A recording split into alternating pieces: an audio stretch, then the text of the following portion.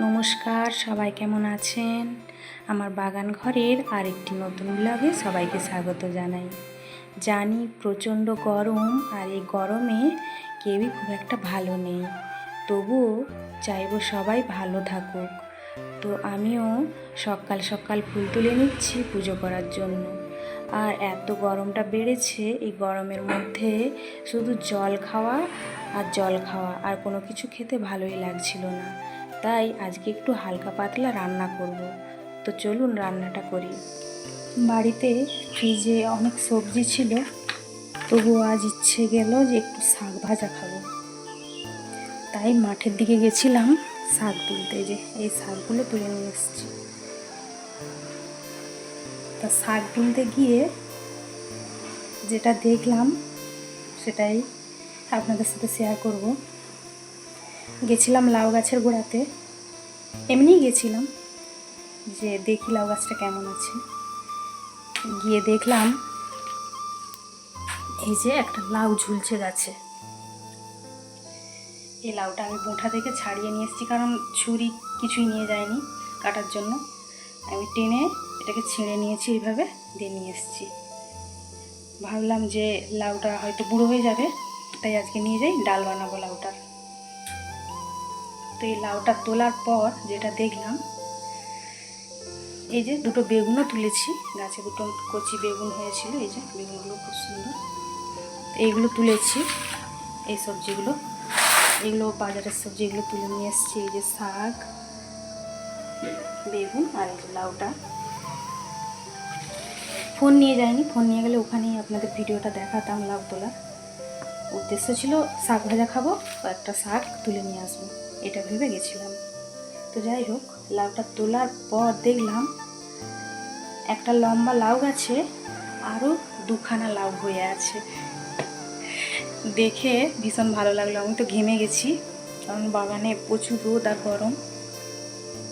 যাই হোক, সেই লাউ দুটো দেখে, লাউ দুটো ঘাসে জাঁকা হয়ে গেছিলো, সেগুলোকে তুলে আবার রেখে এসেছি। তো মোট তাহলে 3টে লাউ, আরও আছে কি না জানি না, আমি রোদে বেশি ঘাঁটাঘাঁটি করিনি। সেই দুটো দেখার পর তুলে দিয়ে এটা নিয়ে চলে এসেছি। আর ছাদের যে লাউ মাচাটা আছে, ওখানেও দুটো লাউ হয়ে আছে। তাহলে একটা তুলে নিয়ে এসেছি, এখনও 4টে লাউ আছে। তো যাই হোক, সেগুলো আপনাদের রান্না করার পর বিকেলবেলা দেখাবো লাউগুলো, এটা বলার জন্যই ভিডিওটা করলাম।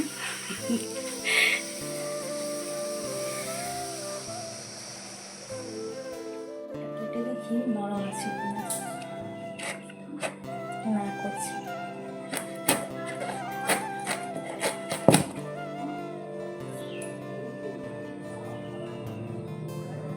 এই যে এখন সেভাবে বীজ হয় না, নরম আছে, খাওয়া যাবে ভালোই। ঠিক সময় মতো কেটে নিয়ে এসছে, আর কিছুদিন দেরি হলে কিন্তু খাওয়া যেত না।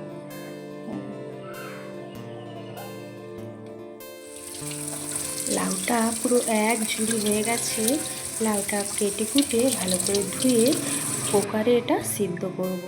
তো ডাল আর লাউ একসাথে দিয়ে এতে পরিমাণ মতো জল দিয়ে দিলাম।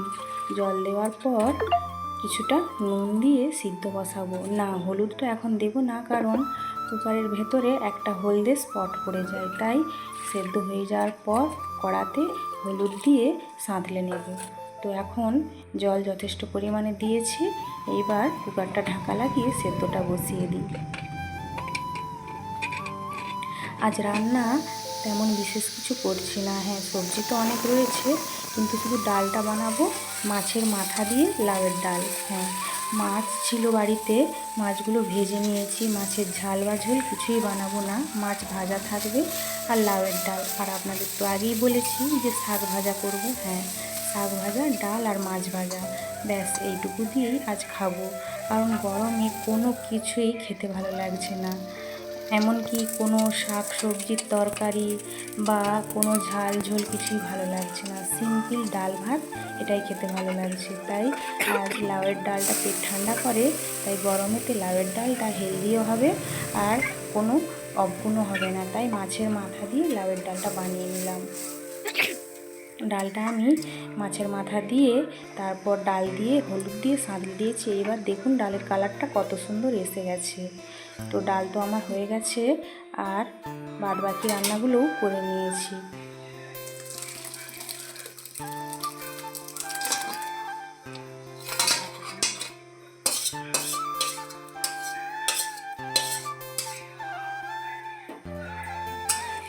লাউটা ভীষণ নরম ছিল আর সেদ্ধও খুব সুন্দর হয়েছে।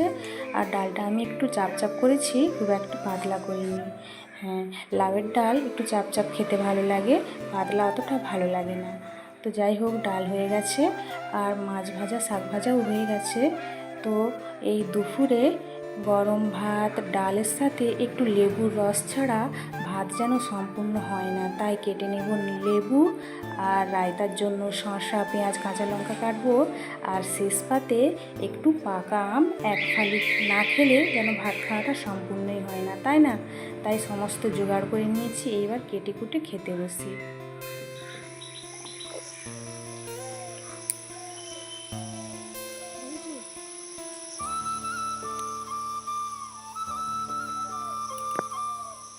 কত সুন্দর ফুলটা। তো আসুন আপনাদের ওই যে লাউ গাছে লাউগুলো হয়ে আছে ওগুলো দেখাবো। চলে আসুন আমার সাথে।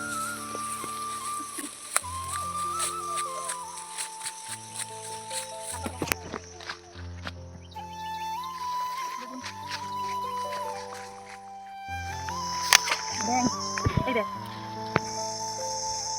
আর তো একদম কচি, আর একটা ওই একই সাইজ। এই যে দুটো তুলো, এই দুটো তো দেখেছি, ওই পাশটা দেখবো এখনো আছে কিনা। এখানে একটা আছে, আয় আয়। এই দেখ মোটটা বলে 4টা, এখনো 3টা, 4টা। আনারস হয়েছে বাগানে।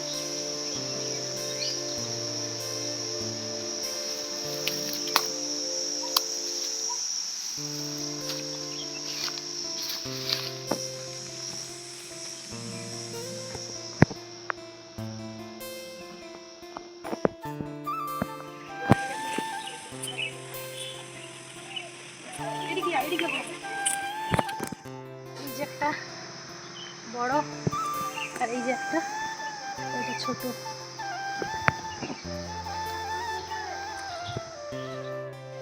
ছোট লাউ, ছোট ছোট। এই যে